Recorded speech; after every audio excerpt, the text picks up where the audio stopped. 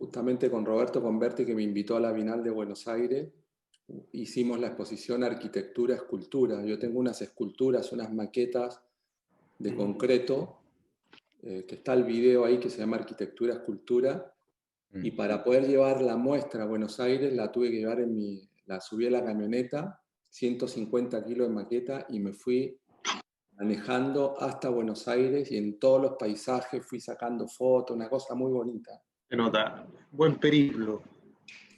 Y bueno, nos fue bien en la Bienal, ganamos el premio, nos fue súper bien y la verdad bonito. Y después me tocó de regreso. Entonces todo el norte chileno lo recorrimos bastante. Precioso, muy bien. JP, ahora el micrófono es absolutamente tuyo. El resto de los alumnos se va a conectar por las otras vías y se van a ir sumando mediante terminen el curso que habíamos mencionado antes. Ya, perfecto. Un segundo, vamos aquí.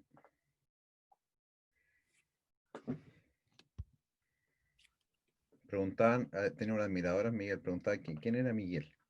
Me llegó por interno. Ya, bueno, siendo las 2:40, vamos a dar inicio. Para los que no me conocen, yo soy Juan Pablo Grau, soy docente de la facultad de la Escuela Sur de Arquitectura de la Universidad del Desarrollo. Y hoy día tengo el agrado de ser el moderador de esta charla. Fui invitado, gustosamente acepté. Y hoy día nos toca presentar al arquitecto Óscar González, al cual desde ya agradecemos obviamente su participación en este ciclo remoto, que espero, nosotros partimos las clases, Óscar, hace muy poquito, y lo conversaba con mi alumno, y me parece súper atingente lo que conversábamos recién, que finalmente estas son instancias que son para nuestros alumnos. Y finalmente lo que nosotros buscamos de cierta manera es recuperar o ir sembrando esa inquietud por la discusión y por la reflexión en los distintos escenarios en los cuales se ve enfrentado hoy día un arquitecto, ya sea, lo veíamos en la charla de la mañana, del punto de vista un poco más urbano, pero yo particularmente estoy bien esperanzado. Yo como profesor de segundo nos enfocamos mucho en el tema de la materialidad, de los orígenes proyectuales, de la vinculación con nuestro entorno. Entonces, toda la fe puesta en nuestro expositor el día de hoy. ¿Ya? Yo les voy a leer una pequeña reseña para que entendamos un poco el contexto de quién estamos hablando. ¿Ya? Bueno, como les comentaba, nuestro invitado es Óscar González. Él en el año 1998 funda su estudio de arquitectura en Buenos Aires, y el año 2002 decide instalar su oficina principal en la ciudad de Lima, González Moix, resolviendo una gran variedad de proyectos con diversos programas, escalas y tipologías, destacándose el centro empresarial Cronos, restaurantes Pescados Capitales, condominio Las Morenas, y las recientes obras de equipamiento público, plaza cultural, biblioteca, entre otras. Su inquietud por la experimentación y los nuevos modelos, así como su profundo conocimiento de la construcción, definen una arquitectura que aúna la tradición moderna y la innovación contemporánea. Simple y contundente, sensible con el lugar y amable con quien la habita. Participar de la enseñanza académica como profesor titular de los talleres de sexto y décimo semestre, y asesor de tesis de la Universidad UPC, cierra el círculo de la pasión por la arquitectura. Su obra ha sido difundida en diversos medios nacionales e internacionales y ha participado en bienales, conferencias, exhibiciones de arquitectura en Latinoamérica y en Europa. Su oficina de arquitectura, radicada en Lima, ha recibido innumerables premios otorgados por el Colegio de Arquitectos del Perú por su aporte cultural e identidad a la arquitectura peruana. Es seleccionado para representar al Perú en la Bienal de Venecia el año 2012 en un colectivo de 20 oficinas de la muestra, Yucún, Habitar el Desierto. El año 2015 expone su obra y dicta una conferencia magistral en la Bienal Internacional de Buenos Aires, donde recibe el premio a Joven Generación Argentina en el Exterior. Recientemente, en octubre del 2017, obtuvo el premio a la mejor muestra en la Bienal Internacional de Arquitectura de Buenos Aires con su exhibición Arquitectura es Cultura. Esa es nuestra introducción. Creo que, entendiendo que nuestra charla es bastante extensa y tenemos varios temas interesantes, creo que le vamos a dar paso sin más preámbulo a Gonzalo para que exponga su presentación. Aló, ¿me escuchan ahí? ¿Escuchan bien? Perfecto. Bueno, muchas gracias por la invitación, Miguel, Juan Pablo, José. Gracias a todos, les agradezco. Bueno, voy a empezar a compartir y mientras compartimos les voy contando un poquito de qué se trata la charla. A ver, me dirán si está la hojita ahí en blanco. Perfecto. Un minuto, voy a apagar la cámara porque si no me va a robar, eso sí, me va a robar un minuto.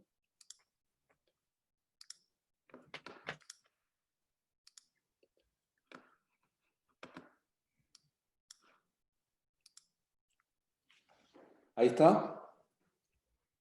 Perfecto. Estamos bien. Bueno, la idea mía, yo quiero contarles un poco a través de una historia, a través de un relato, cómo me he hecho arquitecto en el Perú, cómo me hice, comenzando con mi historia y vinculada a la arquitectura desde Argentina, desde Buenos Aires, que es mi país natal, donde yo estudié arquitectura y de alguna manera he adquirido, en esa instancia, he adquirido una cultura heredada que tiene que ver con la ciudad y cómo por circunstancias de la vida me han llevado al Perú y he terminado en el Pacífico, ¿sí? Entonces, un momentito. ¿Está funcionando ahí? ¿Corre la hoja? Perdón. Sí. Sí.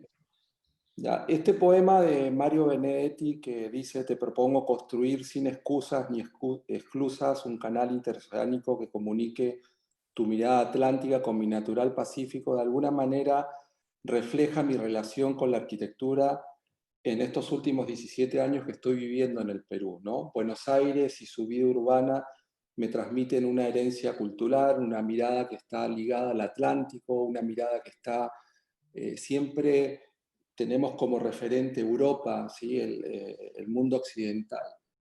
Y la llegada al Perú, a este natural Pacífico, me permite de alguna manera iniciar una etapa cultural adquirida, una cultura que está muy relacionada con el paisaje, con la geografía y con el mundo ancestral. Muy parecido a la relación que tienen ustedes en Chile con la geografía y el paisaje, ¿sí?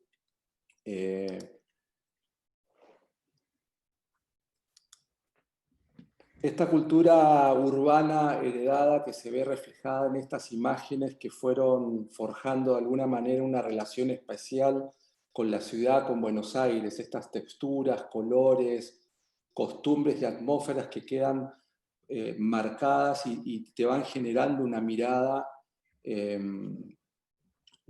intensa de entender lo que es la ciudad, de entender lo que es el contexto, entenderla desde la esquina, desde la medianera, las avenidas, el fútbol, sus ruidos, sus melodías, su relación con el espacio público, su velocidad, su quietud, su escala, su gente, sentir su pulsión, su encanto, sus valores. En definitiva, es tratar de entender el contexto que nos toca vivir y hacer la arquitectura desde nuestra escuela, ¿sí?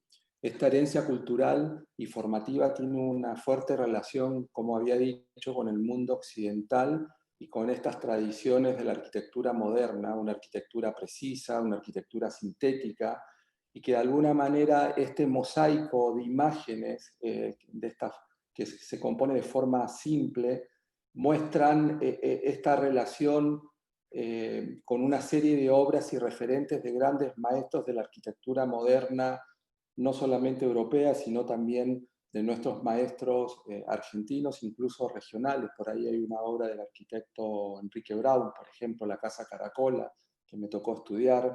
Entonces, todo el hecho de tener que dibujar y maquetear estas obras y estudiarlas, de alguna manera fueron cultivando y forjando el oficio en nuestro proceso. Entonces, de alguna manera, ya sabiendo que mi destino iba a ser el Perú, emprendiendo este viaje, de toda esta mirada me llevo esta obra de Clorindo Testa, esta obra del Banco de Londres y la Casa del Puente de Amancio Williams, una obra, la obra de Clorindo Testa, que está muy relacionada con la ciudad. Es una obra que se inserta en una esquina típica del centro de Buenos Aires, una obra que tiene un peso, tiene una masa con la estructura de hormigón y que llega al suelo de una manera muy particular, pero ese peso se aliviana con la calidez y el espacio interior que tiene, con el vacío que genera, y es una obra que de alguna manera toma la esquina con cierta plasticidad, y el espacio público lo mete dentro del edificio, y a su vez el edificio, el espacio interior, dialoga muy bien con el exterior. Entonces, a medida que me voy alejando, quizás la obra que más recuerdo, la obra que más me ha impactado es esta Casa de Amancio Williams, que es la obra que tiene una relación con el paisaje, ¿sí? Entonces, es como que me llevo el peso de la masa y el valor de la materia y la importancia del vacío en estas dos obras, emprendiendo este viaje hacia el Perú, ¿sí? Ese vacío que se entiende desde la síntesis de un partido arquitectónico, en este caso el corte, y su relación con esta geografía prácticamente lineal, esta vocación que hay de elevar el plano sobre el suelo horizontal, nos refleja una arquitectura que se entiende y se explica desde la síntesis, como se ve en esta imagen, en el corte, ¿sí? Que se puede definir en una línea recta donde se asienta nuestra arquitectura, en la llanura de la Pampa Argentina. Entonces, esta imagen de un paisaje infinito que llevo en mi interior, esta línea horizontal que se activa en cada uno de los proyectos, es un proceso que de alguna manera nunca se va perdiendo, inconscientemente nunca se pierde, ¿sí? Por razones del destino, en el 2002 llegué a Lima, al Perú, a este natural pacífico. Para mí, en ese momento era un país desconocido, místico, mágico, totalmente con culturas diversas, con costumbres que de alguna manera eran totalmente distintas a nuestra visión global, ¿no? Y que evidentemente me tenían una atracción importante y una curiosidad. Perú es un país con una singular geografía de diversas características, de costa, sierra y selva, donde se desarrollan distintos pueblos y sus complejas sociedades. Podemos ver con la imagen de la izquierda de la costa, son condiciones topográficas que están muy relacionadas con la cultura del oasis, del desierto, y sociedades hídricas producto de los deshielos de los Andes en la sierra y en la selva del Perú. Y evidentemente estas condiciones geográficas traen también, acentúan el contraste, ¿no? de su monumental arquitectura en cada una de estas sociedades, ¿no? La cultura del oasis, del desierto, con Chanchán, por ejemplo, en Trujillo, Machu Picchu en Cusco, la cultura que tiene que ver con los Andes, con la sierra, y en las selvas Chachapoyas y el Amazonas. Entonces, para mí era importante encontrar una traducción cultural, un aporte, algún aporte que pueda fusionar la mirada y encarar una arquitectura noble y honesta y sobre todo local. Entonces tenía que de alguna manera entender el lugar, entender sus costumbres, entender que los orígenes de su arquitectura, la materialidad y su arte oculto forjan valores con la capacidad de emocionar y sentir la arquitectura. Quizás yo me llevé la Argentina y la cultura de la Argentina me enseñó a hacer y pensar la arquitectura, pero el Perú poco a poco me fue enseñando a sentir la arquitectura, ¿sí? Estas imágenes captadas en mis diversos viajes en el Perú refuerzan nuestro registro personal, inconsciente, de nuestro imaginario y de alguna manera se traduce en emociones que posteriormente intentamos reflejar en nuestro trabajo. Inconscientemente, no es que sea literalmente, o sea, el hecho de sentir la nobleza de la piedra, la temporalidad del adobe, la calidez de la madera, sin duda se genera un diálogo de comunicación como un conector estético, ¿no? Entre lo que puedo ver, lo que puedo tocar, los tonos, los colores. Entonces, a través de estas diversas culturas, cuando uno va recorriendo el Perú, va encontrando un lenguaje, un abanico de lenguajes y de materiales y que de alguna manera nos reflejan o nos hacen entender que la luz y la masa se van convirtiendo casi como una materia prima constructora, ¿no? Y que ese material y ese color y esa textura tiene un diálogo en comunión directa con el lugar, ¿sí? Volviendo a la ciudad, entendí entonces que para poder esbozar lo habitable tenía que aprender con la mirada, entender el lugar, su pulsión, su gente, su cultura. Esta mirada evidentemente permite hasta el día de hoy agudizar nuestra visión de la realidad, entender que dibujamos y planificamos bajo la luz de nuestra propia conciencia, de nuestra propia mirada, lo que vamos aprendiendo con esa mirada, ¿sí? Finalmente, esta imagen resume esa cultura adquirida, una íntima y alineada relación entre la arquitectura y el lugar, su función, su estructura, su materialidad, el espacio, el territorio, provocando una arquitectura temporal, un lenguaje que perfectamente podemos entender como una noble arquitectura, ¿sí? Este canal cultural que fusiona la mirada atlántica y la del Pacífico sigue forjando continuamente en nuestra oficina reflexiones de cómo podemos encarar nuestra arquitectura y nos ayuda a tomar pacientemente diferentes direcciones operativas para poder desarrollar nuestros proyectos, siempre con una honestidad y una ética sin violentar o desconocer su cultura, la relación con el paisaje y su geografía. Este esquema, esta imagen, esto es Lima, y si nosotros hacemos un corte de la ciudad, un corte transversal, en este corte, de alguna manera, podemos, y si ubicamos en una planta todos los proyectos que me tocó hacer en estos últimos 17 años y lo llevamos en este corte imaginario, podemos ver cómo nuestra obra nace desde esta cumbre de un cerro que está a 500 metros sobre el nivel del mar y empieza de alguna manera casi como un huaico, como un huaico de experiencia, ¿sí? Que va bajando hacia la ciudad y llega hasta el mar, ¿sí? O sea, esa relación, un poco lo que contaba Roberto Converti en la mañana, esa vocación de entender la ciudad desde arriba, entender el macro de la ciudad, me permitió subir a este cerro a 500 metros y tratar de observar toda la bahía de Lima y entender la ciudad desde arriba, y sin querer mis proyectos empiezan en ese lugar, ¿sí? Entonces, esta es la imagen, esta es la imagen de esta ladera, de esta geografía que está alejada a unos 15 kilómetros de la costa del Perú, ¿sí?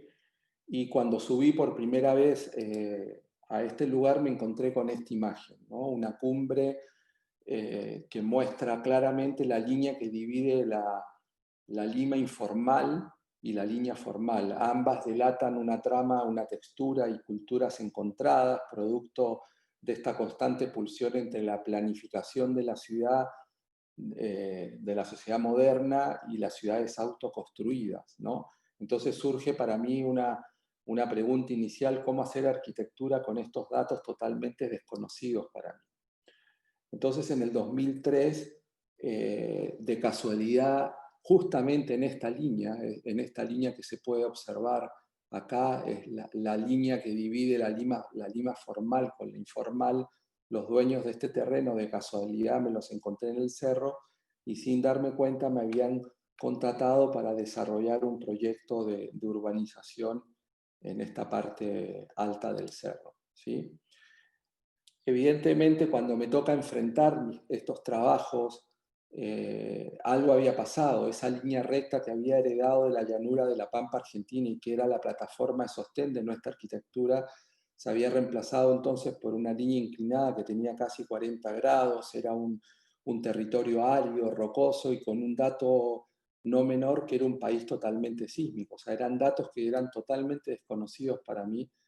Entonces, a partir de ahí empieza este proceso con estas primeras obras, luego de armar la urbanización y de plantear el proyecto, empiezan a aparecer estas primeras obras. Esta es una casa que se posa con sutileza en el cerro, casi como pidiéndole permiso, ¿sí? Esta es mi casa estudio, acá es donde me instalé, este fue el lugar, básicamente cuento que los honorarios de mi trabajo formaron parte, se pagaron con un terreno y ahí pude construir mi casa y fue el inicio de todo este proceso. Entonces, esta obra me gusta mostrarla porque de alguna manera la voy a mostrar al final con una obra que cae en el mar.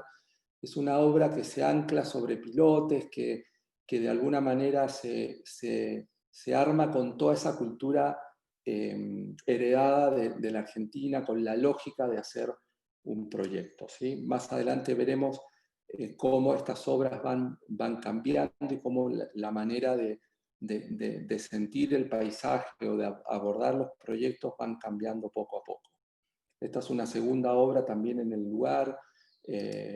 A medida que vamos bajando el cerro, ya en otro lateral, en otro cerro colindante, nos encargan otra obra en una ladera que era un townhouse o un conjunto de viviendas apareadas en triplex.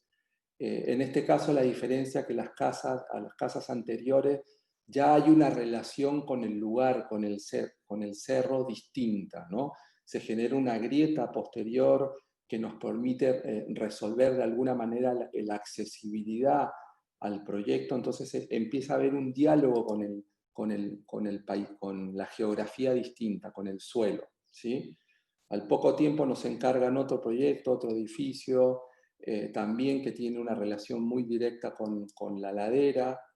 Después nos vamos alejando poco a poco, vamos bajando ya de casi a 30 kilómetros hacia la cordillera, al interior, en un valle, nos encargan esta casa, que es una casa de campo. Los propietarios de la casa son uruguayos, entonces fue una primera oportunidad de poder fusionar este mundo atlántico del Pacífico y reformular el típico partido de la casa en L, con una galería perimetral y entender la vida social bajo el sol y la sombra de la sociedad limeña, que de alguna manera se convirtió en el reto. Entonces, cómo funcionar estas dos culturas fue interesante en este proyecto.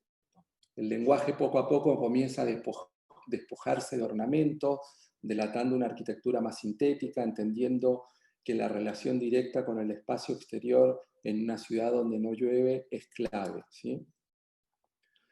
Posteriormente ya, dirían, esto fue en el año 2007, 2008, entendiendo luego de algunos años la pulsión de la ciudad y su dinámica de expansión, planteamos este proyecto con un mecanismo de autogestión, o sea, nosotros desarrollamos todo el proyecto en la oficina, logramos conseguir inversores que creyeran en nosotros y finalmente se concretó este proyecto. Ya estábamos en la ciudad, ya estábamos a 70 metros sobre el nivel del mar, y este cambio de escala fue importante porque de alguna manera nos permitió hacer ciudad, nos permitió sobre todo demostrar que teníamos una capacidad de convencer, ¿sí? Luego, de la misma lógica, hicimos un proyecto de un hotel en una esquina importante, y ya en el 2010 nos tocó enfrentar una obra en el paisaje, en el desierto, a hacer esta almazara de aceite de oliva alejado a 50 kilómetros de la costa del Perú. Fue una muy buena experiencia porque de alguna manera fue la primera obra que nos tocó enfrentar de una manera distinta, sobre todo con el paisaje, ¿sí? Y la primera obra que quisiera mostrar así detallada tiene que ver con Pescados Capitales, porque es una consecuencia de la obra anterior. Pescados Capitales es una cadena de restaurantes, una cevichería, las típicas cevicherías, los guariques que hay en el Perú, que han nacido de una manera informal y se han construido de una manera informal, y los dueños del restaurante nos encargan este proyecto. Los dueños del restaurante habían crecido demasiado y necesitaban generar su segundo restaurante, entonces necesitaban de alguna manera formalizar la arquitectura. Ya no podían seguir en este mundo del guarique o el mundo de informalidad. Entonces nos encargan esta obra. Ellos, como son del cusqueños, él es del Cusco y tiene una relación muy íntima con la arquitectura andina, con la agricultura, siempre lo mencionaba. Entonces, de alguna manera, tener en cuenta ese tema en mis viajes, el tema del muro, el andén, la piedra que domina la pendiente, esa piedra que canaliza el agua y que genera la andenería fértil, ese muro que contiene de alguna manera y acompaña la agricultura, la gastronomía, me parecía que podía ser un elemento interesante para nuestro proyecto, ¿sí? El proyecto se ubica en Lima, en un contexto urbano denso, en un lote de 900 metros cuadrados entre medianeras. Las medianeras vecinas son muy irregulares. Esta es la imagen que nos encontramos del proyecto inicialmente. Estas medianeras irregulares podían tener muchas posibilidades futuras de implantación de proyectos nuevos, lo cual era muy difícil controlar porque la reglamentación es complicada con respecto a los retiros y al uso del fondo, sobre todo. Entonces teníamos que resolver y alinear de alguna manera estas medianeras y se nos ocurrió que deberíamos generar un muro que de alguna manera contenga las futuras construcciones sin agredir este nuevo paisaje.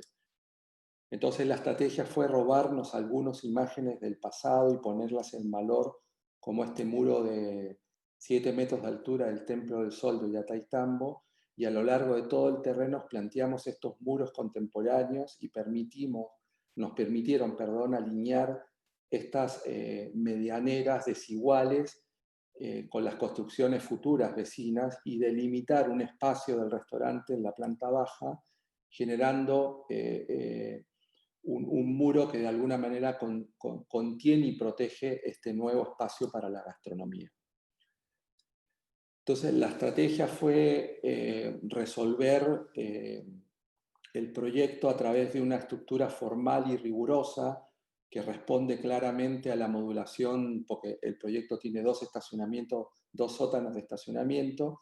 Entonces, con una modulación que estaba dada por los estacionamientos, nos preguntábamos si podíamos, de alguna manera, cómo podíamos darle el toque informal al restaurante, sabiendo que era formal, ¿no? Entonces, esta estructuración, la modulación de la estructura que nace formalmente respondiendo al estacionamiento, nosotros decíamos de qué manera podríamos pecar de alguna forma e incorporarle algo de informalidad al proyecto. Entonces decidimos incorporar estas estructuras principales de entramado de vigas sin lógica estructural, tejiendo el espacio entre ambos muros, conteniendo una atmósfera informal, pero formalmente concebida, ¿sí?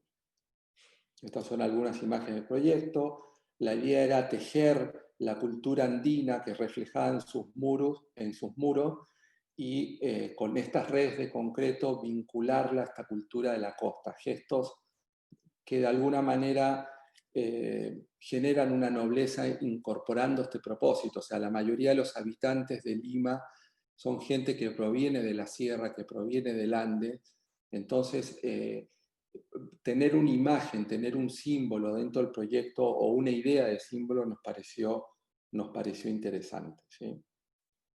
Este tejido de concreto de estas vigas recibe con sutileza un volumen que contiene el salón del segundo piso sobre todo para eventos y reuniones empresariales. Se materializa con una piel de acero corten, casi como un canasto liviano que se pone por encima de este entramado de vigas.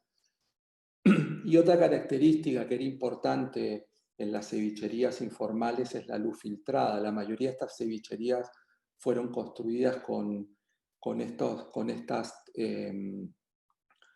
estas capas de mimbre entrelazados y que de alguna manera generan este recuerdo de la luz filtrada, ¿no? Entonces nos parecía que llevar esa atmósfera típica de los guariques al proyecto era interesante, entonces teníamos que buscar la manera de filtrar esa luz y meterla dentro del proyecto.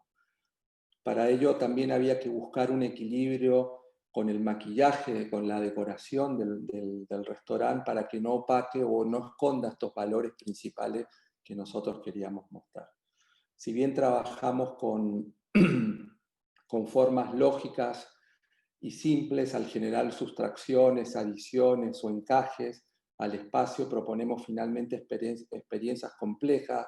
El vacío, como se ve en esta imagen, lo no construido, el patio posterior, por ejemplo, en esta zona, se transforma en el espacio quizás más usado o más usado por el comensal, por los usuarios, y quizás es uno de los espacios que más reminiscencia tiene al guarique. La terraza, el patio, era fundamental también en esas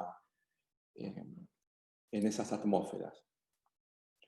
Los detalles reflejan la preocupación de materializar los encuentros y que finalmente formen parte del concepto total que uno busca del proyecto, sin distraer, sin decorar, sino poniendo en valor su esencia. O sea, el detalle forma parte de un todo. Un claro ejemplo de la preocupación por la materia, el vacío, la luz, materias primas que forman parte de nuestros ideales, donde el peso de la masa, estas vigas que se elevan de alguna manera, definen el espacio y convirtiendo en realidad ese espacio interior que está por debajo de estas vigas, la planta baja, es el gran lujo del proyecto, ¿no? Este proyecto, me gusta mostrar este proyecto, es muy simple. Terminando el restaurante de Pescados Capitales, nos invitan para participar en un libro donde tenían que juntar un chef y un arquitecto para diseñar un plato, fusionar nuevamente este tema de la arquitectura y la gastronomía. O sea, aunque no lo crean, hay una relación. Siempre la arquitectura está protegiendo la gastronomía con el andén, con el muro. Entonces es algo que en estos viajes a mí siempre me ha cautivado esa relación que para mí es la arquitectura. El paisaje sin esos vestigios arqueológicos no sería el paisaje que hoy es, ¿sí? Entonces siempre van a escuchar que hablo del muro, de la piedra y una serie de cosas, ¿no? Entonces, partiendo de la piedra de los 12 ángulos, ¿sí? Imaginando, es difícil hacer un proyecto con un chef, no es fácil, ¿no? Pero imaginando, y acá trabajamos con el dueño del restaurante Pescados Capitales, con su cocinero, entonces imaginando distintas escalas podíamos interpretar estos esquemas como un territorio, lo podíamos interpretar como la cancha o el recinto, la escala monumental o doméstica, un patio o simplemente como un patio, como un plato, perdón, ¿sí? Entonces se le fue dando escala, le fuimos dando proporciones, generando un vacío, un escenario divino, ¿no? Que es ese espacio que fue la sustracción de la pieza, de la piedra de los 12 ángulos, ¿no? Entonces fue emocionante en algún momento apropiarse en nuestra imaginación de ese vacío, interpretarlo de diferentes maneras, ¿no? Y con diferentes experiencias, ¿sí? Estos canales de piedra que transportan el agua y le dan vida al recinto, al andén fértil, como se ven en estas fotografías, ¿sí? Que están en Machu Picchu, nos inspiró para llevar esta experiencia al plato, tallando sobre el mármol, una piedra noble, los canales del sabor, ¿sí? Estas venas o canales que inundan a través de la salsa al sagrado pez, porque la intención era colocar la chita de los 12 ángulos, ¿no? La chita es un plato típico, un pescado típico, entonces la idea era cortar la chita, que tenga la proporción de los 12 ángulos, y finalmente agregarle esta salsa divina que de alguna manera recorra por estas venas, por estos canales de sabor, y terminan inundando el plato, ¿sí? El plato se llama Arquipés, fue una exquisita experiencia, fue muy linda, lo pudimos probar, degustar, y la verdad que quedó muy bien. Muestro esta experiencia del plato porque esta fue la primera experiencia entre arquitectura y escultura, ¿no? Que después va a permitir que nazca esta muestra que tiene que ver con arquitectura y escultura, que lo pueden ver en los videos que yo les he dejado aparte. La Casa de la Planicie es una casa que está ubicada en una zona residencial en Lima, donde predominan las áreas verdes. Lima es un desierto. Esto es un pequeño valle que se va acomodando a la topografía, y justo en el límite donde va terminando el valle y está en el límite entre la aridez y lo fértil, nos encargan este proyecto. El proyecto debía resolver un programa amplio con casi 700 metros cuadrados de área cubierta en un terreno de 1200. Es una familia típica, una familia acomodada de la sociedad limeña, pero que de alguna manera tenía que resolver una vida social amplia y sobre todo familiar muy intensa, y la principal preocupación de los clientes era no perder cómo podíamos hacer a través de la arquitectura que no perder esa amplitud que tenía el jardín y el terreno. Entonces, alineando las estructuras, la función y el programa mediante placas verticales y horizontales, como se ven en estos esquemas, definimos una síntesis clara, recordando aquella imagen de la Casa del Puente de Amancio Williams, tratando de que con simples líneas pueda definirse todo el proyecto, estos espacios con espacios generosos, diáfanos, con estas transparencias profundas que permitan vincular espacialmente todos los ambientes de la casa con el jardín y su vida exterior.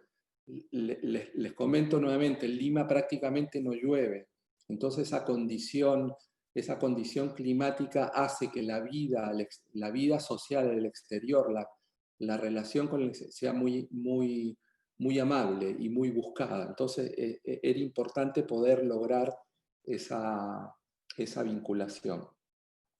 El partido nos permitió poner en valor el vacío, lo no construido, generando entonces 3 franjas de patios claramente definidas, un patio al frente, al centro y al fondo. Y esta planta baja, en la planta baja la cocina, que está en este punto, es el centro de atención, la rótula de la vida social, y justo en la planta alta la sala familiar, que es el centro de atención de la vida de la familia, ¿sí?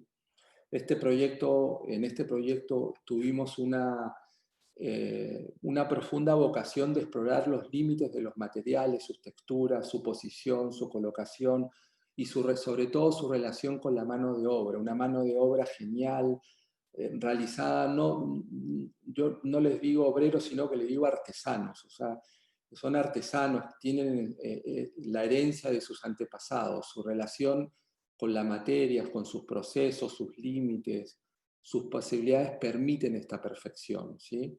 El detalle y la textura de sus materiales definen su atmósfera, su temperatura. O sea, un efecto sensible que intenta materializar con sus encuentros un lenguaje imperfecto pero perfecto, ¿sí? Entonces fíjense cómo el encofrado de madera se convierte en el positivo o el negativo en el concreto, y era tan perfecto el encofrado en madera que terminó siendo parte de un muro importante dentro de la casa, ¿sí? Obviamente, tanto el albañil como el carpintero tienen ese manejo artesano impecable. Explorar el mundo de las sombras que se proyectan sobre el muro, provocar una cualidad de movimiento, de misterio, profundidad. Entonces, cómo atrapar la luz y meterla en el espacio era también algo que nos interesaba. Entonces, estas son imágenes del proyecto, del eje de ingreso, y quizás el tema de cuando los detalles están bien resueltos, cuando el detalle no es decoración, el detalle no distrae, no entretiene, y el detalle tiene que formar parte de una comprensión y de una esencia integral dentro del proyecto, ¿sí? Acá es cómo manejamos este tema, esta intención de que la luz y la masa se conviertan prácticamente en la materia prima constructora de estos espacios, ¿sí? La casa se fue formando alrededor de este árbol, de este patio que era existente, entonces la casa se ancló a través de esa vegetación y ese paisaje existente. Plaza Biblioteca es un proyecto, son mis primeras experiencias en el mundo de la arquitectura pública. Es muy difícil hacer obra pública en el Perú no están permitidos, no hay concursos de obra pública. Nosotros veníamos investigando en la universidad con los alumnos todos los temas de equipamiento público y en este municipio, que es La Molina, donde yo tenía gran parte de mi obra privada, de casualidad, teniendo reuniones con la Dirección de Urbanismo de la Municipalidad, llegamos a un momento que existió, se abrió una posibilidad para poder hacer una estrategia de proyectos públicos que estaban ubicados en ciertos lugares, en unos parques públicos, y la idea era armar una estrategia cultural que permitiera que estos parques salgan de alguna manera del abandono, que habían sido tomados por la droga, por el vandalismo, y que de alguna manera hacían que el vecino y que el usuario no pudiera participar y convivir con ese parque. Estaba totalmente negado por esa condición. Entonces, nosotros comenzamos una estrategia que como les dije, la veníamos trabajando de la universidad. Esta es la que ahora la voy a contar. La mayoría de las urbanizaciones formales en el Perú, cuando se hace una urbanización como esta, tienen que ceder un área de terreno, y esa área de terreno tiene un parque público y tiene que tener zonas también se destina un porcentaje para educación. Entonces, siempre en las urbanizaciones vamos a encontrar parques públicos que tienen al costado un pequeño terreno para poder hacer educación. Y como son tan pequeños, no había una tipología educativa que permitiera hacer esto. Entonces se nos ocurrió trabajar estos pequeños pabellones culturales y que tengan una relación directa con el parque, ¿sí? Entonces voy a mostrar 2 proyectos, el tercero está en ejecución, se está terminando en este momento. Este es el lugar, ¿sí? Es una típica urbanización de Lima que nace formalmente, pero se va construyendo su identidad culturalmente, informalmente, o sea, es la manera que están habitualmente ellos, van construyendo su casa informalmente. Este es el terreno, lo que está acá al frente es parte del parque, esto es una losa deportiva que también está en el parque, y alrededor de esto hay una zona hay algunos colegios. Entonces, esta es la implantación del proyecto en el lugar. El lugar delata justamente una identidad muy característica que la podemos ver en esta imagen, y para mí era importante entender el lugar y de qué manera podíamos insertar una arquitectura contemporánea, ¿sí?, dentro de este contexto. El proyecto ya venía con un perfil, con un programa básico que tenía una zona en la planta baja, una zona de bibliotecas para adultos, una zona de bibliotecas para niños, un hall de ingreso, una zona de servicios, un auditorio y algunos talleres y zonas administrativas. Si bien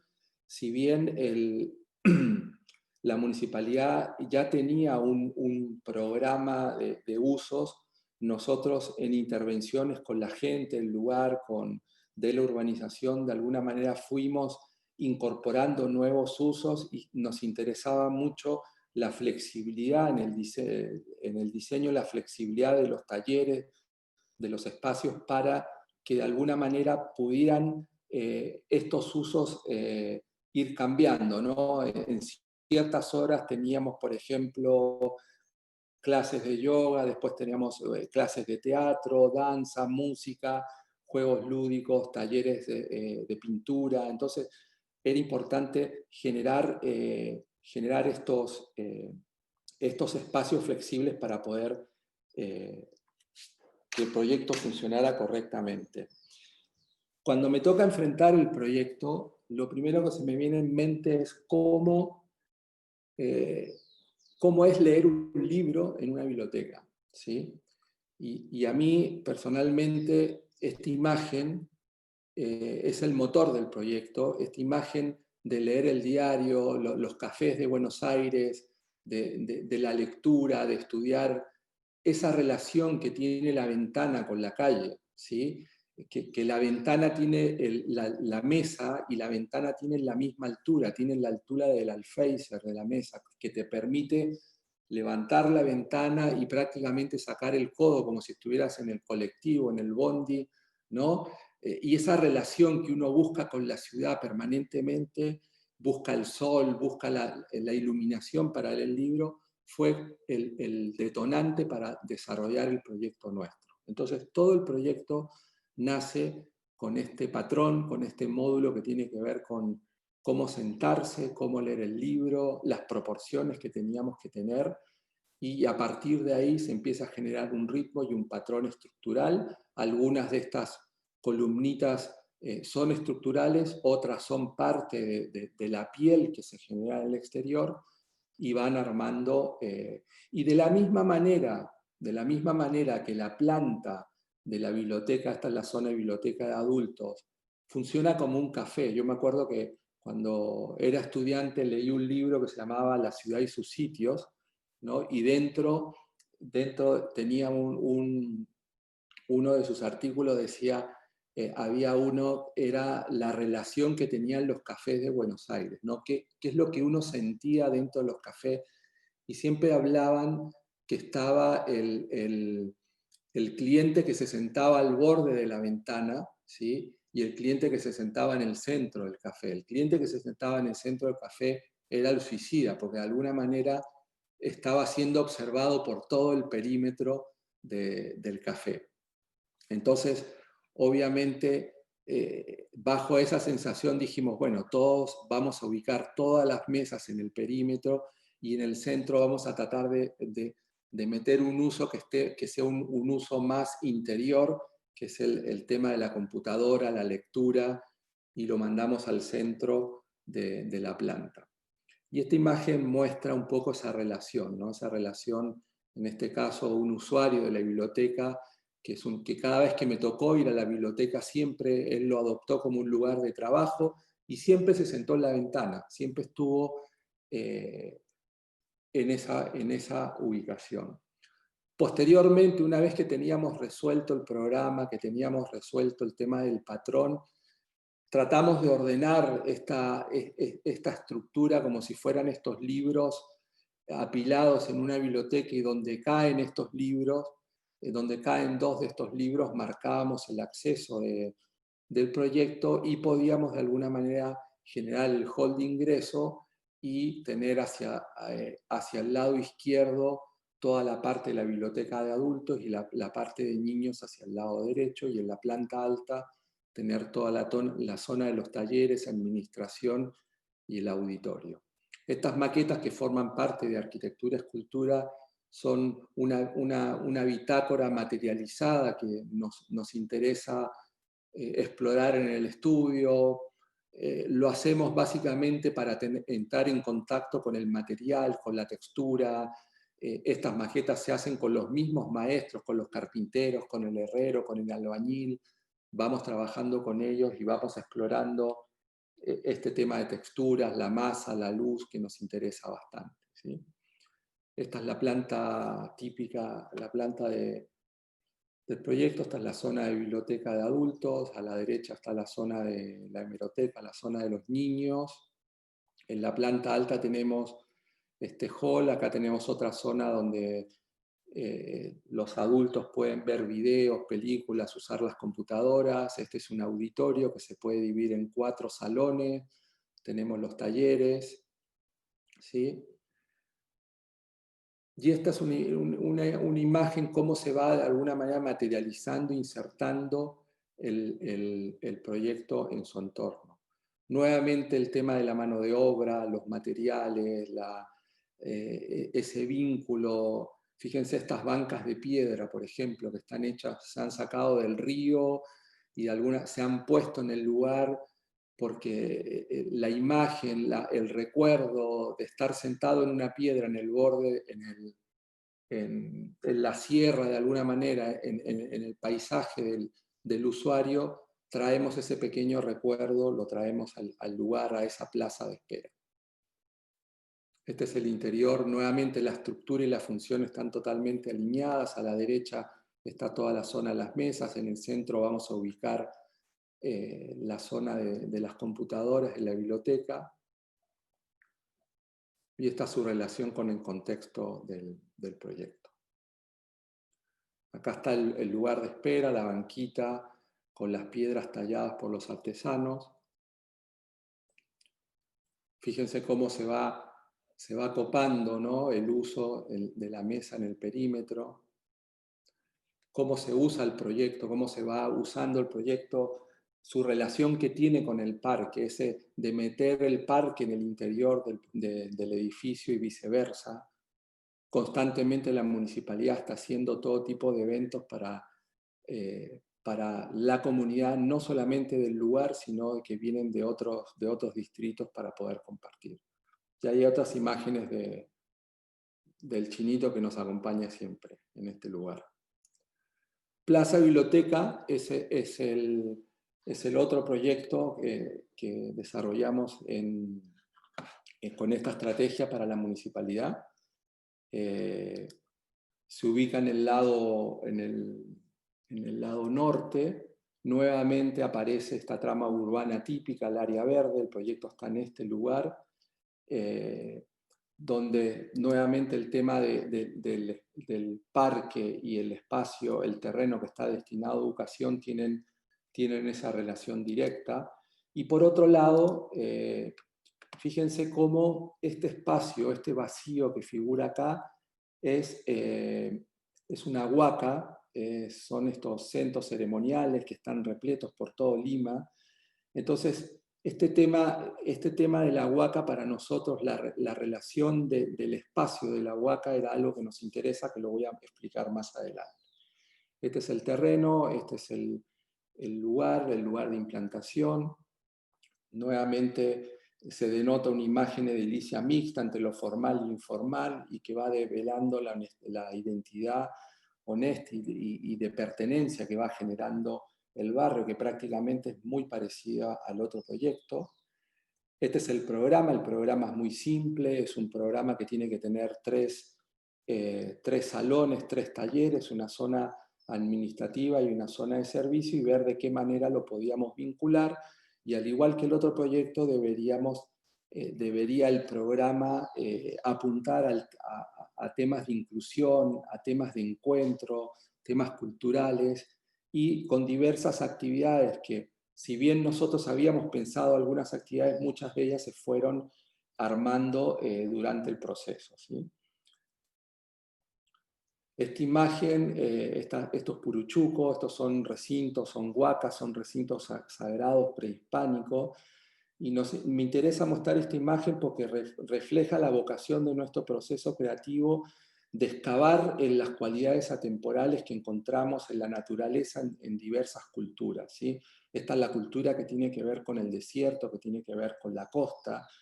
Esta relación del vacío contenido y su relación con el suelo era algo que a nosotros nos interesaba. Este espacio, este recinto, estar acá adentro y sentir el peso del muro, sentir el peso, sentirse contenido entre los muros, era algo que a nosotros nos interesaba. Se ve claramente en esta imagen, un lugar que hoy se sigue ocupando, ¿sí? Y sigue siendo un lugar de encuentro, como se puede apreciar. Entonces, este tema de la huaqueta, la fusión de maqueta con huaca, y poder generar este suelo, había una intención de generar más que hundir, más que elevar el muro, tratar de generar, enterrar, excavar y lo voy a explicar después por qué excavamos el suelo y generar este territorio, esta textura, y por encima de esto colocarle una estructura con esta economía formal, con estas vigas de concreto y estas losas inclinadas. Entonces nos preguntábamos cómo podíamos generar un rincón, claro, porque todas estas huacas están en el medio de la ciudad, ¿no? Entonces nos preguntábamos cómo podíamos generar un rincón de tranquilidad, una pausa en este mundo vertiginoso y dejar atrás el peso urbano cotidiano. Entonces, ¿cómo podíamos contener ese peso y refugiarnos en un espacio que podíamos transmitir estos valores que tenían las huacas, ¿no? Esta pausa, generar una pausa, una quietud al sumergirnos dentro de esta arquitectura. Entonces, el solo hecho de bajar, podíamos sumergirnos en este mundo y activar esta pausa, esta posibilidad de encuentro y generar como un nuevo paisaje social dentro del proyecto. Estas son algunas imágenes de la maqueta. Entonces exploramos una arquitectura silenciosa, una arquitectura escondida, con la intención de construir un paisaje social, ¿sí? Entonces, esta es la imagen del techo. Nos interesaba, el contexto nos develaba unos edificios, ¿sí? Que son estos departamentos que tenían una vista hacia este terreno que ellos lo consideraron un parque. Entonces, para nosotros era importante que el proyecto que nosotros planteemos no podía pasar esta línea porque de alguna manera les iba a generar, les iba a cortar la vista al parque. Entonces, ahí surge la oportunidad de poder excavar el terreno para poder elevar el suelo, ¿sí? El suelo verde y recuperar, por más que nosotros metamos una arquitectura, poder recuperar esa imagen que ellos tenían, ¿no? Como se ve en esta imagen, ¿no? O sea, todas estas ventanas siguen viendo al parque y el proyecto no toma como altura máxima este nivel que se define por los muros. Esta es la imagen del proyecto. Este es el pasaje que va vinculando con todos los talleres. Entonces hay una intención de fabricar sueños, deseos y de alguna manera nuevamente por encima de esta excavación honrar la artesanía de la construcción con oficios locales adaptados a estas claves contemporáneas distintas. O sea, generar un gesto, un hito inclusivo y digno para la arquitectura. Nos interesaba poder mostrar que la arquitectura pública no tenía por qué ser una arquitectura pobre, una arquitectura mal hecha, tenía que ser una arquitectura potente, una arquitectura que esté ahí para quedarse y que la gente lo cuide. Y es un poco la intención de generar esta arquitectura fuerte como imagen, ¿sí? Esta es la planta con los 3 talleres. Estos talleres se van, de alguna manera, son flexibles. Con estos paneles se pueden armar 2 o 3 talleres. Este es un pasaje que nos permite bajar a sumergirnos en este mundo, este pasaje que está acá, y automáticamente uno se mete en otro mundo de inclusión, de convivencia entre los padres y los hijos, ¿sí? Y en la parte posterior del proyecto generamos esta fachada, una fachada más cerrada, un patio, un jardín con usos múltiples. Acá se hacen actividades que tienen que ver con la cocina, con la agroteca. Y otro tema que era interesante, nos interesó incorporar el color en los volúmenes posteriores como manifestación de vida del lugar, de los orígenes, ¿no? Este color que de alguna manera se plasma en estos muros de una manera fija, ¿sí? Tratando de usar esta paleta de colores típicos de la sierra, ¿sí? Una paleta alegre, una paleta dinámica para los ojos, pero obviamente es estática por tratarse de un muro más cerrado. Sin embargo, la fachada interior que da hacia el patio es una fachada donde el tono neutro predomina, es más transparente, por lo cual los colores van cambiando constantemente, definidos por la luz, por el mobiliario y la rotación de los usuarios, y obviamente también por la luz filtrada que entra a través de esta pérgola que se genera en el techo, ¿sí?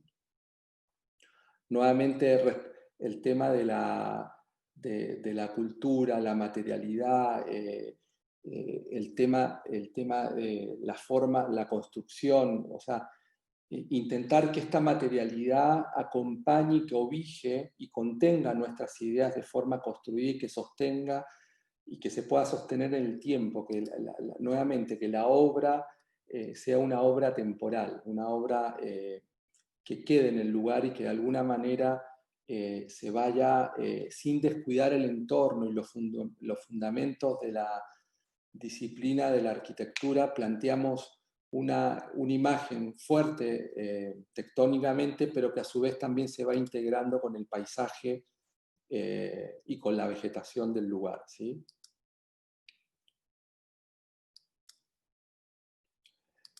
Finalmente, para esta obra, esta imagen me gusta mostrarla porque esta imagen podemos sacar la arquitectura, podemos sacar el parque, y creo que el valor principal de esta imagen tiene que ver con este abrazo, ¿no? Este paisaje social lleno de emociones, este lugar de encuentro. O sea, la intención de la obra, de estos proyectos culturales, era devolverle a la gente la posibilidad de encontrarse en este parque. Bueno, retomando, siguiendo este periplo, esta bajada hacia el mar, empezamos a trabajar otros proyectos. Voy más rápido. Este es un condominio en el medio de la trama del tejido urbano de la ciudad, es el condominio Las Moreras, y que de alguna manera lo que hace es tratar de incorporar la vereda urbana, la vereda que está en la calle, y meterlo dentro del proyecto y generar una vereda interior y recuperar ese concepto de vivienda jardín, donde prácticamente tú vas caminando por la vereda y tienes un acceso directo a la casa. En este caso particular, los autos quedaron abajo en un sótano de estacionamiento para que no formen parte de la fachada del condominio, ¿sí? Después nos tocó, poco a poco nos fuimos acercando a la ciudad, fuimos llegando al borde del acantilado con estos edificios. Después nos tocó una experiencia para hacer una casa frente al mar en una playa, y finalmente llegamos al mar, al borde del acantilado. Esta casa que está en este paisaje es un proyecto que aún no se ha construido, no creo que se llegue a construir porque la familia ha tenido algunos problemas de salud, pero es un acantilado, un contexto mágico, una topografía muy caprichosa, llena de situaciones y accidentes naturales. Honestamente, cuando llegué al lugar, no les dije, el terreno es este que está acá, es este bordecito. Para mí era muy difícil entender cómo abordar este proyecto. Luego de unos días regresé al lugar y empecé a recorrer toda esta zona, tratando de encontrar alguna inspiración, tratando de encontrar un origen, un sentido que devele alguna posibilidad o alguna idea del proyecto. Y en la parte baja de estos acantilados, ya prácticamente al borde del mar, nos encontramos con estas imágenes, con esta erosión y estas huellas del tiempo que develan estas rocas y estas texturas casi como una arquitectura sugerente, ¿no? Como si fuera un museo natural de arquitectura y escultura. Entonces, nos imaginamos usando esta imagen, ¿no? Esta fotografía, nos imaginamos una escala, le dimos proporciones, dibujamos entonces sobre la fotografía una arquitectura, y evidentemente sentía que estaba pecando, porque a partir de este proyecto estaba partiendo en este proyecto desde la forma, pero entendía que eran momentos de inspiración y reflexión, motivos como para activar la pasión y nuevos procesos para diseñar. Entonces, luego, con el oficio y la razón, tratamos de hacer realidad el proyecto, y con lógicas racionales le fuimos dando forma para poder construirlo, ¿sí? Entonces, finalmente, esta secuencia de inspiración pasa de un referente natural a una proporción imaginaria y terminamos con una imagen del proyecto factible. Nuevamente, estas exploraciones, esta intención de explorar la materia, la roca del lugar nos expresaba una materialidad, unas texturas y unos tonos que se estampan en la masa. Entonces pensamos que debíamos trabajar con un material único para materializar el proyecto, en este caso fue el hormigón expuesto, tratando de tener la coloración del cerro, que era el material más sensato, y con la calidad de la mano de obra del artesano nos parecía que era factible poder hacer el proyecto. Fíjense en las plantas con gestos, con estas placas estructurales y con estos puntos de apoyos, se fue desarrollando todo el proyecto con una lógica totalmente racional. Le pudimos ir dando forma para poder desarrollar el proyecto y hacerlo construible.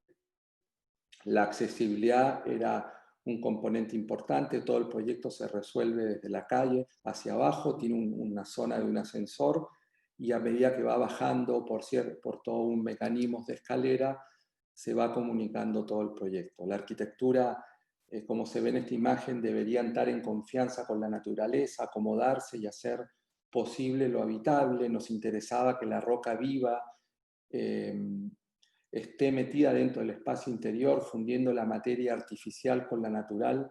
Era algo que nos parecía que le podía dar una riqueza a esta atmósfera noble que queríamos nosotros de alguna manera lograr. Estas son imágenes del proyecto.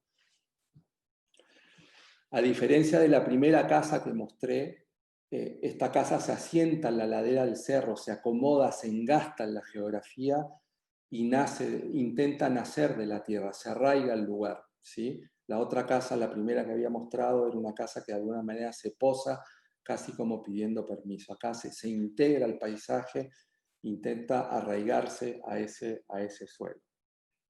Y en paralelo, prácticamente en el mismo tiempo, este es un proyecto que estamos terminando en Chile, en Navidad, la Boca de Pupulla. Diseñamos este conjuntito de 4 casas.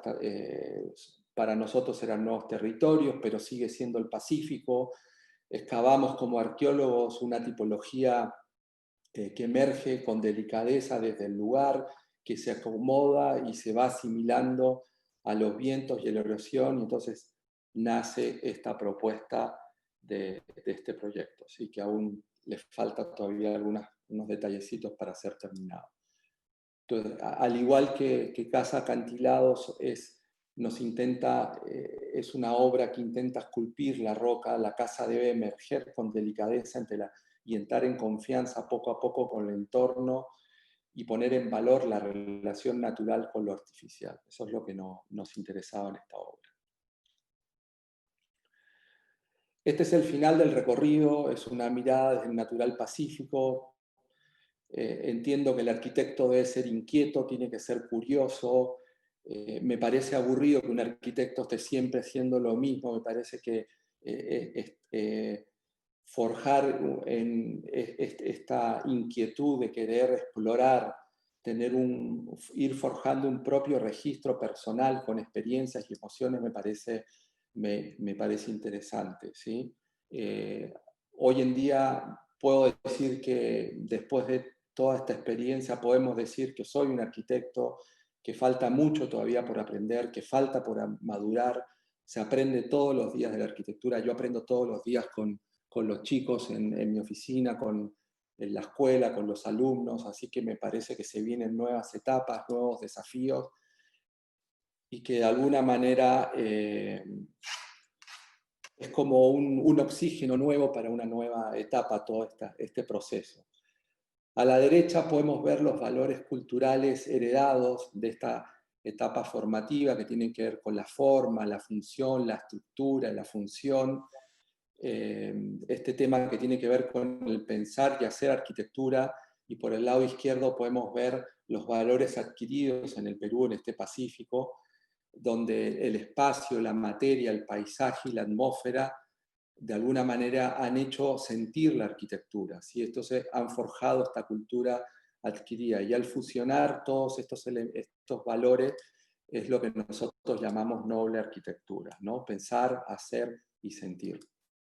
Hoy en día, esa línea recta que yo dije al principio que está presente siempre en nuestro trabajo, de alguna manera lo que intenta hacer ahora, seguir haciendo en nuestra arquitectura, es provocar esta acción de emocionar. Esto es lo que nos está interesando de ahora en más en nuestro trabajo en el taller. Bueno, eso es todo. Muchas gracias y disculpen por el tiempo. Bueno, la verdad es que, no sé, primero que todo agradecer la exposición, Oscar. Estoy con una sensación bien agradable, principalmente porque creo que en lo personal me pega directo, digamos, creo que podría ser una perfecta comisión de fin de año para nuestro taller. Creo que la facultad, hay muchos conceptos comunes, hay muchas vinculaciones, exploraciones, inquietudes, y que lo hacen súper noble y súper interesante para nuestros alumnos desde el punto de vista, creo yo, que eh, tú contaba al principio que viviste en Chile, estuviste en Argentina, termina hoy día en Perú, pero finalmente hay un lenguaje común, o por lo menos una inquietud común, que es cómo ser noble y cómo ser honesto con la arquitectura. Y creo que este ejercicio de poder triangular entre la construcción, la docencia y la arquitectura nos permite mantenernos súper bien encausados.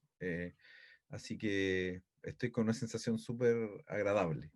Entonces, Bueno, para no estirar tanto el ejercicio, nosotros tenemos algunas consultas que te las voy a leer, y las podemos ir desarrollando un poquito, que apuntan un poco a esto mismo, ¿ya? Entonces okay. te voy a leer las dos, y las vamos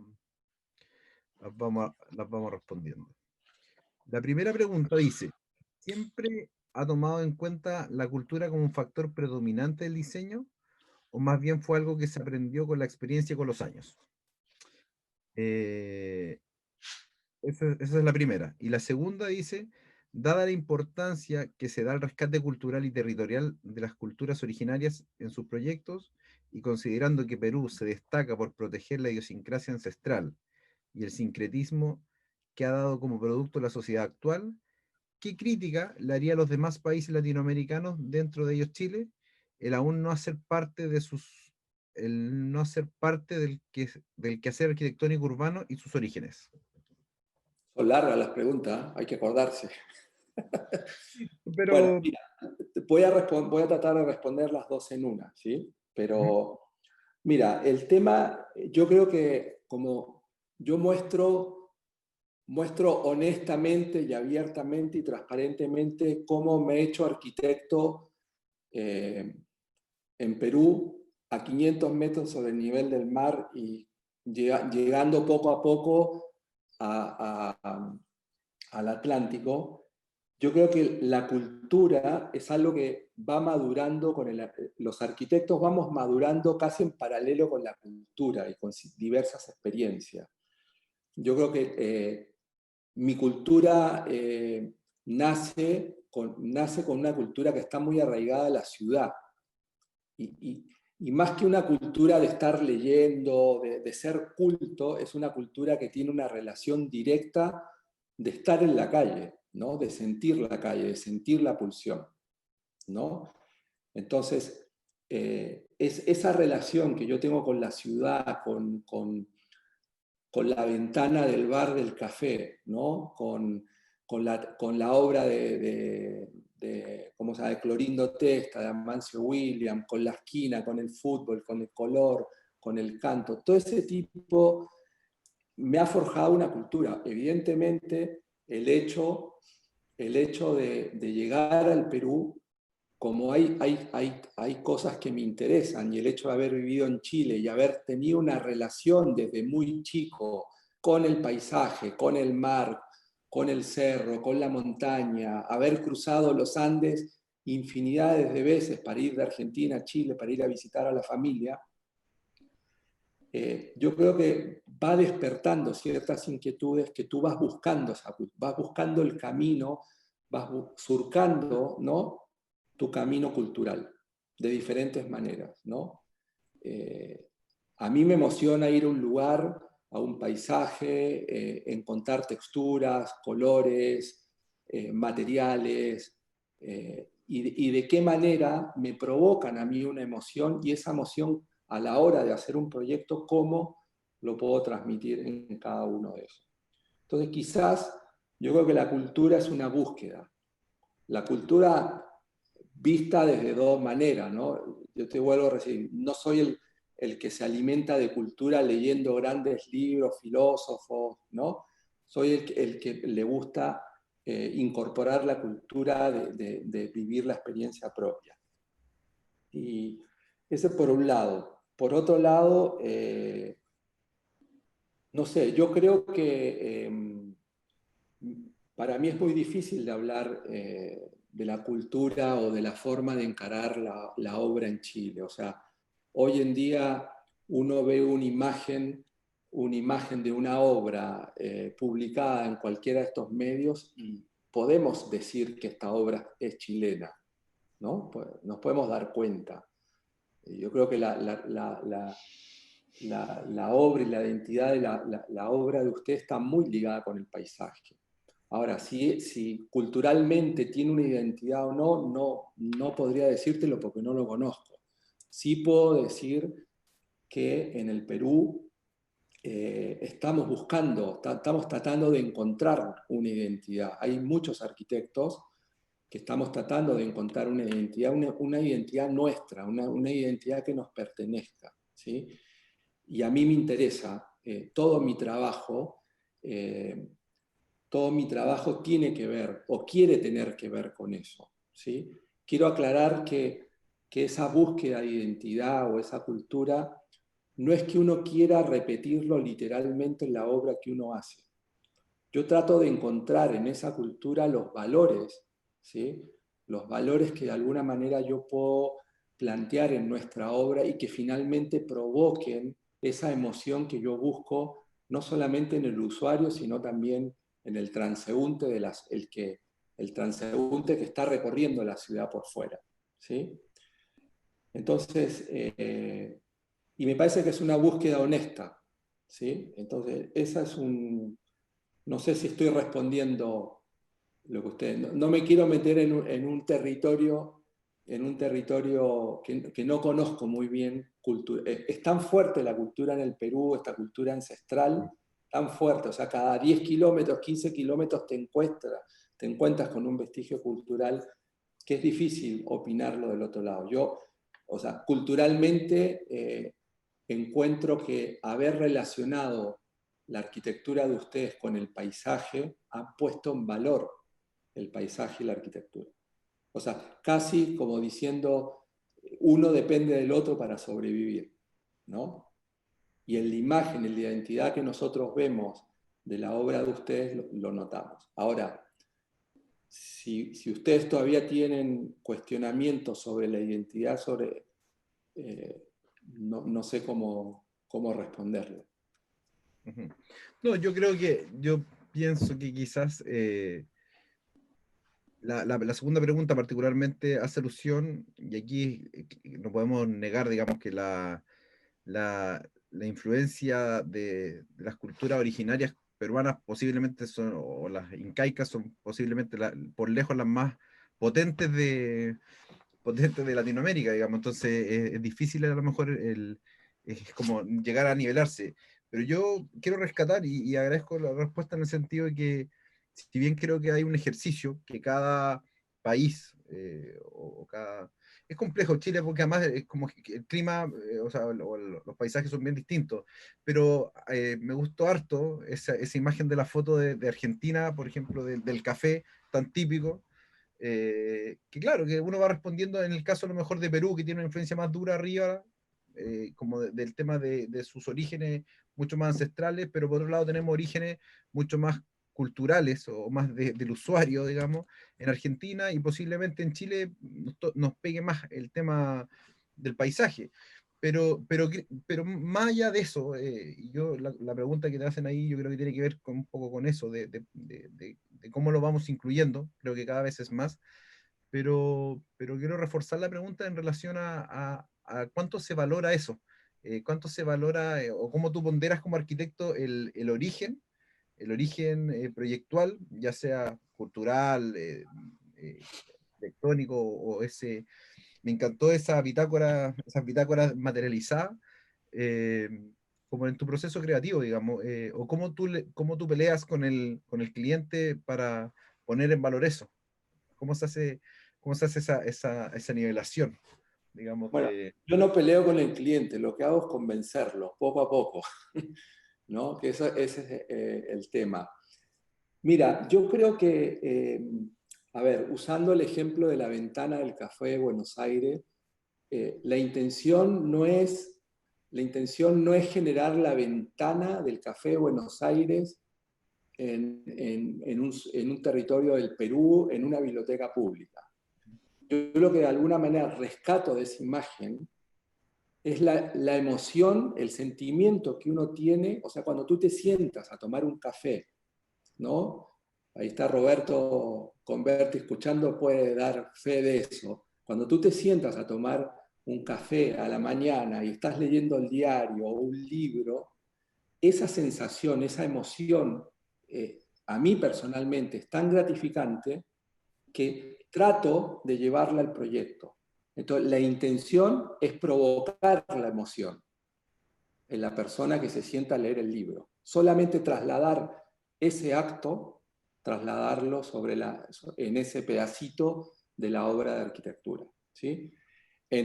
Entonces, así como hay en ciertas obras donde yo puedo llevar ciertas emociones que tienen que ver con la ciudad, que tienen que ver con otro tipo de cultura, en otras obras, como Pescados Capitales o como Plaza Cultural, uno trata de llevar emociones que tienen que ver con la cultura del Perú, que tienen que ver con experiencias que yo he vivido también dentro de esa cultura. Entonces, a mí, respondiendo a tu pregunta, a mí me parece válido, me parece noble, me parece honesto, ¿sí? Que tú puedas poder trasladar esas emociones a tu obra, a la obra de la gente, y que la gente de alguna manera lo sienta, ¿no? Y sobre todo en la obra pública, después tienes la oportunidad de visitar esa obra pública y mezclarte entre el usuario y escuchar lo que hablan de la obra y empezar a verificar que ciertas cosas que tú habías intentado incorporar en el proyecto se van verificando, se van cumpliendo, eso es lo más emocionante. Por eso saco la imagen de la arquitectura y dejo ese abrazo de esas dos niñas que se encuentran. Porque el proyecto, lo más importante de ese proyecto es la inclusión, es el lugar de encuentro. A través de la arquitectura generamos ese nuevo espacio, ese lugar de encuentro, esa pausa, ¿sí? Perfecto. Miguel tiene cara de felicidad, como que hace rato quiere hablar. Te podemos dar la palabra, Miguel. Le quiero dar la palabra a Roberto primero, si quiere comentar algo de su discípulo, de su ex estudiante. No, sé que ya a esta altura de discípulo no, nada de eso. Hay una cosa que es bien interesante de Oscar y que lo seguimos con mucho detenimiento, es que Oscar transmite un enorme esfuerzo por contar dos mundos, ¿no? Pero un esfuerzo de placer, por otra parte, ¿no? Es ese mundo de Argentina y Buenos Aires en particular, pero al mismo tiempo el de Perú y Lima en su vida real.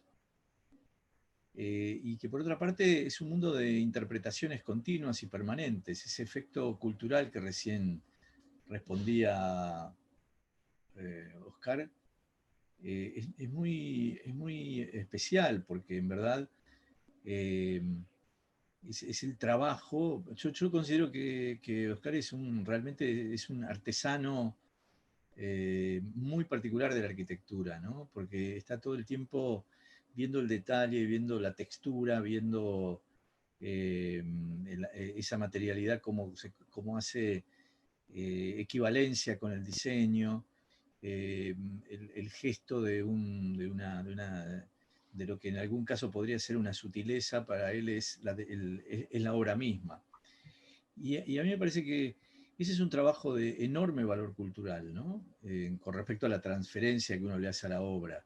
El estar en procesos interpretativos, porque además está claro que quien no ha nacido en un lugar no acunó esa cultura, y sin embargo Oscar interpreta y trabaja mucho en la comprensión del lugar desde donde vive, produce. Y por eso me parece que ese es un dato y un rasgo muy, muy de alto valor agregado en su obra. Muchas gracias. Sí, yo no quería dejar pasar que se me había ido, pero creo que en esta triada como de origen del usuario, de la materialidad, me gustó mucho, y por eso te lo hice ver, el tema de la bitácora materializada. Qué noble también de tu parte, creo yo, este ejercicio como bien humilde de hacer parte inclusive las maquetas, digamos, a los artesanos. Entonces eso me gustaría que quizás nos pudiera desarrollar un poquito más cómo es esa dinámica en el fondo de incorporar también, que finalmente la cultura también ancestral heredada de estas artesanías para la exploración material, y que a veces, al parecer, nos soluciona hartos problemas a los arquitectos, digamos. Creo que el Sí. maestro muchas veces nos paramos frente a él, cerramos los ojos y les decimos, haga que usted sabe. Sí, bueno. Bueno, en realidad esas maquetas tienen que ver, empezaron con este proyecto de Arquipés, después siguieron con la Casa del Acantilado y terminaron en Buenos Aires con la muestra Arquitectura Escultura, después de un periplo de 7 días manejando hasta allá. Pero Que te hicimos hacer mira, yo creo que la conferencia, por otra parte. sí. Y mira, yo creo que el tema de las maquetas y este trabajo de exploración es casi como un cierre total. La idea de estas bitácoras materializadas nace desde la universidad con los alumnos. Teníamos un ejercicio que se llamaba Espacio y Materia y un ejercicio que se llamaba Habitar el Espacio Natural, ¿sí? Entonces, a los alumnos les dábamos desde un referente natural, cualquier referente natural, convertirlo en un espacio habitable, ¿sí? Y empezaron a aparecer maquetas de todos los materiales, empezaron a llegar materiales de todos los que se pueden imaginar, ¿sí?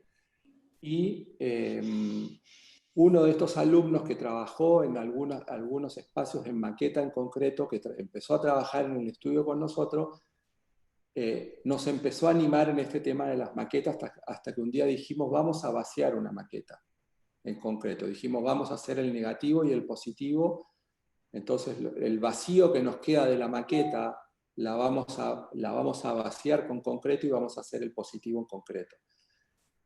Y lo hicimos en la obra, o sea, todo el proceso, hicimos la maqueta en corte láser, pero todo el proceso del encofrado, hacer las pruebas del concreto, se hicieron en la obra con el maestro albañil, que era un ingeniero en el lugar. Entonces tenemos todo un proceso de video haciendo la obra con él, haciendo los encofrados chiquititos en madera, metiéndole desmoldante, vaciando el concreto, después haciendo el desencofrado, secando con un secador de pelo el concreto. O sea, es todo un proceso que de alguna manera te permite ponerte en contacto con el material, con los procesos, con el maestro, con tus ayudantes, con tus diseñadores, ¿no? Y después cuando tienes la pieza, la tienes en tu estudio, la pones en contacto en el lugar, la llevas al lugar, le sacas fotografías en el lugar, le vas poniendo luces de distinta manera, vas trabajando con fotografías blanco y negro. Entonces, todo ese proceso quizás es como no un engaño, pero es como una artimaña, ¿no? Es como una excusa, ¿sí? Para cargar tu energía, tu motivación, para seguir adelante, para verificar ciertas cosas ¿no? O aprender ciertas cosas que te interesan. Esas maquetas, esa bitácora tiene que ver con eso, ¿sí? Tiene que ver con ese contacto. Buenísimo. No es que el proyecto se resuelve gracias a la maqueta. La maqueta es una excusa, ¿entiendes? Para seguir activo, para seguir explorando, para seguir comunicándote con el artesano, comunicándote con tu gente, contigo mismo, con la luz, con la masa, con el lugar. Esa es la idea. Comunicándome con mi propio país, o sea, toda esa cultura de 17 años que yo me traje, me la llevé a Argentina, me la llevé al hombro, ¿no? Como decía Roberto, y yo orgulloso mostrando lo que había aprendido. A través de esas maquetas yo pude demostrar lo que había aprendido. O sea, la Argentina me educó, ¿no? me dio cultura, me dio todo lo que tenía, y yo llegué al Perú, lo aproveché y lo mostré, ¿no? Esa es un poco la idea. Tenemos que estar continuamente buscando excusas para seguir explorando y seguir estando activos, porque si no, si caemos en el pozo de siempre hacer lo mismo, no sé, a mí no me motiva. Buenísimo. Óscar, yo, bueno, quería felicitarte sin duda lo que presentas y cómo lo presentas y cómo construyes el relato. Es una muy buena clase para nosotros, para estudiantes, profesores, y tomo la invitación que hace Juan Pablo, y desde ya te invitamos, igual que a Roberto, a hacer comisiones a final de semestre de los talleres. Ahí les vamos a contar a ver también cómo está su agenda, pero sin duda sería un honor que nos acompañaran. Y entiendo cuando Juan Pablo dice que queda con una grata sensación, porque creo que tu proceso y lo que presentas hoy día me parece tremendamente académico, y académico en el buen sentido, que muchas veces uno estudia en la escuela, sigue ciertos procesos, y después entra al mundo laboral y se distancia, por ejemplo, de las maquetas, de los prototipos, de la observación arquitectónica, etc. Y creo que lo que tú presentas como metodología está muy vinculado a esos procesos. Tú describías que hoy en confinamiento, o al menos parcial allá en Lima, necesitabas que fuese la gente a tu oficina, y ahora se entiende muy claramente por qué. Y quizás más que oficina es como el antiguo atelier, esta condición de estar prototipando, de estar trabajando y con ello estar reflexionando y diseñando. Y creo que es bien bonito el recorrido que tú armas, y esta complejidad que autoimpones de hacer sentir a las personas, de que sin que sepan que están en el café de Buenos Aires, poder sentir la misma sensación. Me recordó la película Ratatouille, cuando este crítico de chef prueba la sopa y se va a su infancia. Y creo que la arquitectura tiene que ver mucho con la memoria. Y uno es arquitecto, se empieza a formar...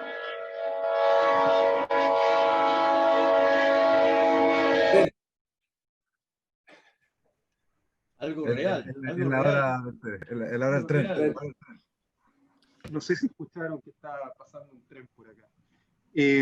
Yo creo que los arquitectos, y seguramente muchas profesiones, nos empezamos a formar de manera inconsciente cuando somos más pequeños. Ciertas imágenes, Sumter lo describe muy bien cuando recuerda la cocina de su tía, y lo hace en relación con su arquitectura. Entonces creo que es muy interesante eso heredado que tú traes, cuando hablas de Clorindo Testa, de Amancio Williams.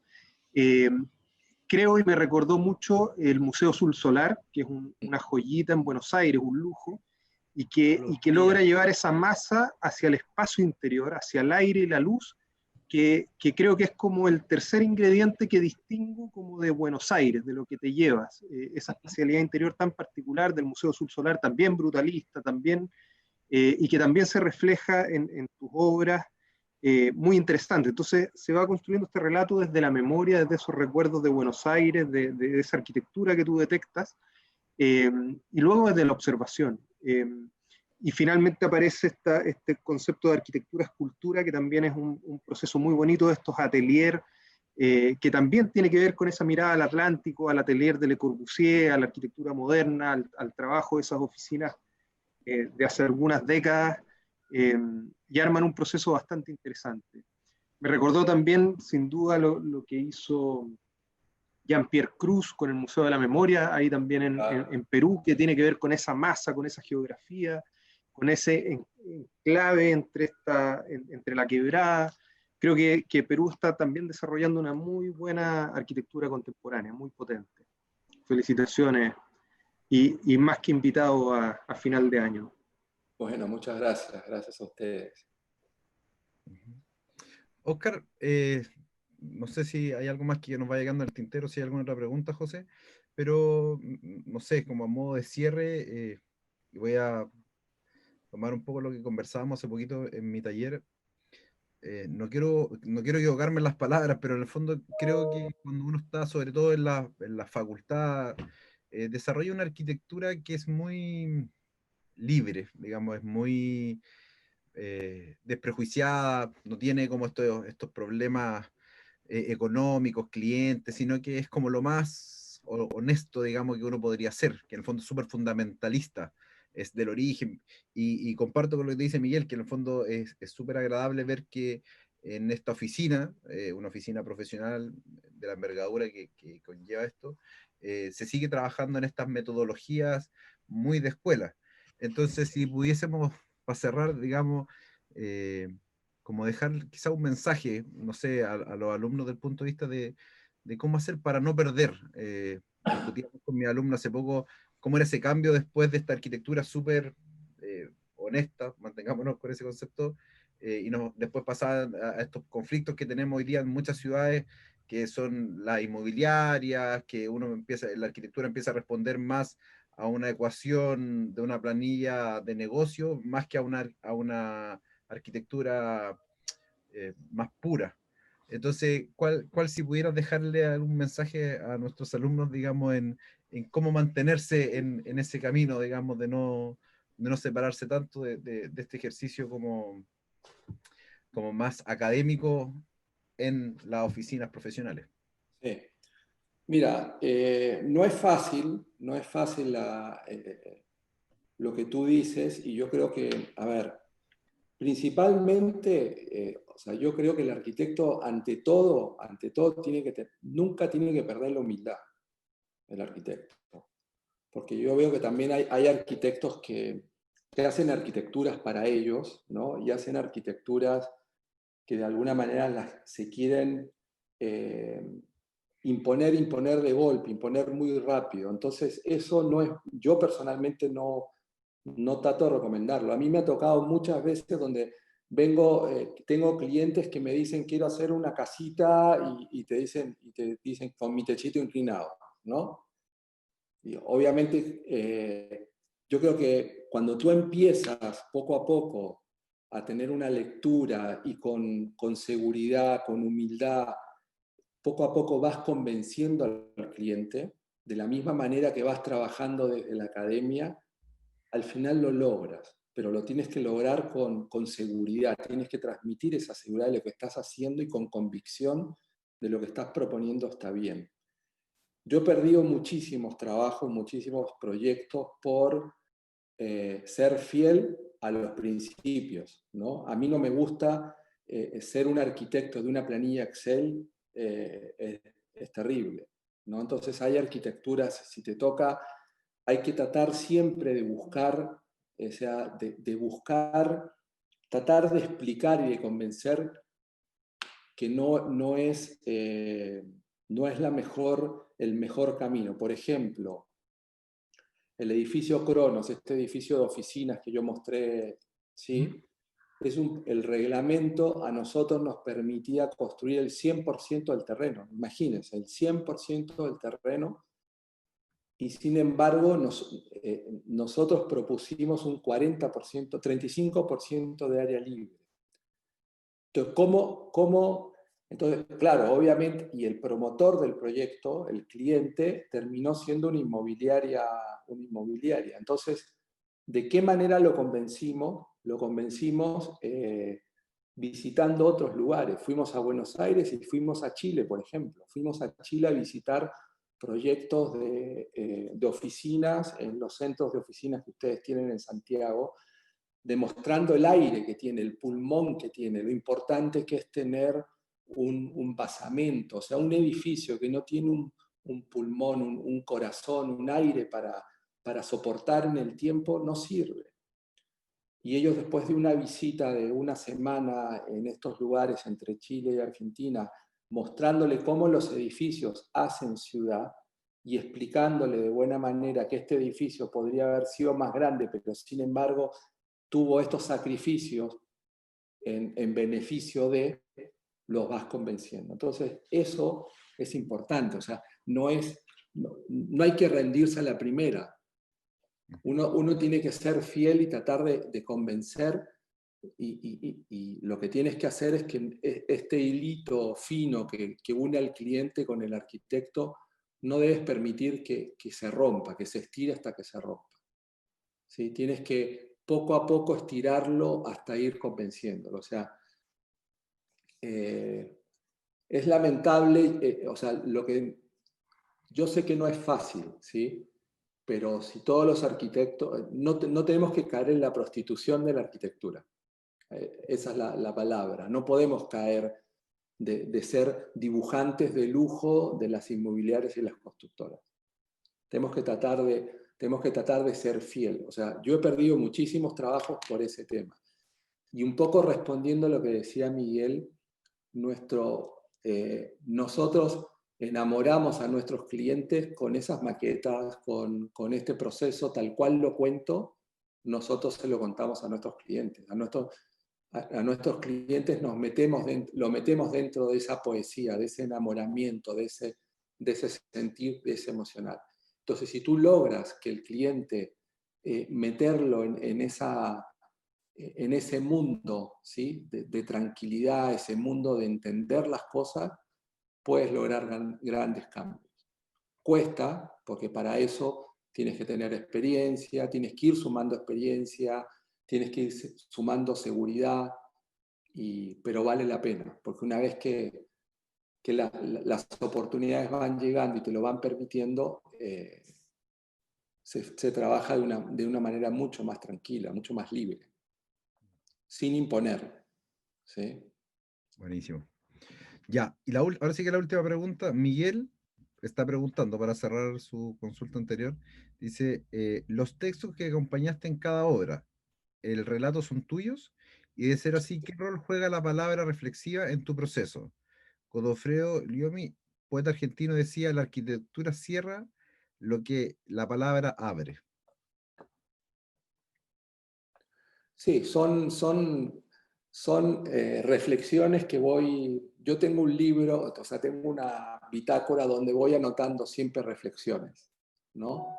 De cosas, temas que me interesan, cosas que veo, y de alguna manera los voy incorporando en mi relato, en mi proceso, ¿sí? Pero sí, me parece que la reflexión, o sea, hay que tratar de buscar que la reflexión sea fiel y coherente a lo que estás diciendo, ¿sí?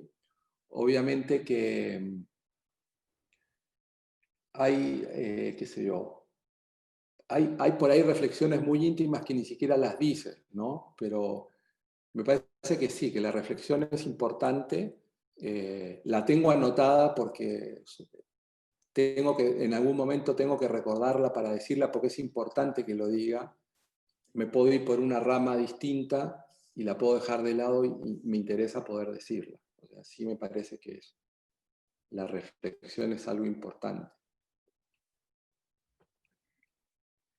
Buenísimo. Bueno, creo que solo queda agradecer nuevamente, Óscar, de verdad, en lo personal, y me imagino que todos los que están conectados, agradecer harto esta proyección de lo académico al oficio profesional. Creo que el valor con el que yo me quedo, al menos, que no se pierda la inquietud. ¿Ya? Bueno. Bien, muchas gracias para todos, a los asistentes. Gracias por la invitación y nos veremos pronto. Que les vaya muy bien. Nos vemos, Óscar, en Lima o en Olot, en alguna de las dos partes, o en Concepción también. Concepción. Listo, un abrazo grande para todos. Muchas gracias, un abrazo. Dejar invitados a todos para las 5:30 de la tarde. Seguimos con la última conferencia del día de la Oficina de Paisaje Argentina, Estudio Bulla. Muchas gracias, Juan Pablo, por la moderación. Óscar, José, Chao, que estén muy bien. Chao, chao. Gracias.